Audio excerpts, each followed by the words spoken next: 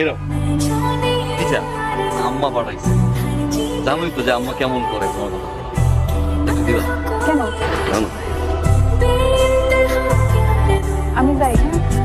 আচ্ছা দাও। আচ্ছা ইমোশন গুলো না সবাই ধরতে পারবে না, যাদের সাথে ঘুরছে তারা হয়তো ভাই ফিলিংসটা অনুভব করতে পারবে। ও মা, তুমি একসাথে দুই নৌকা পা দিচ্ছ আর আমি কিছু বললেই তো।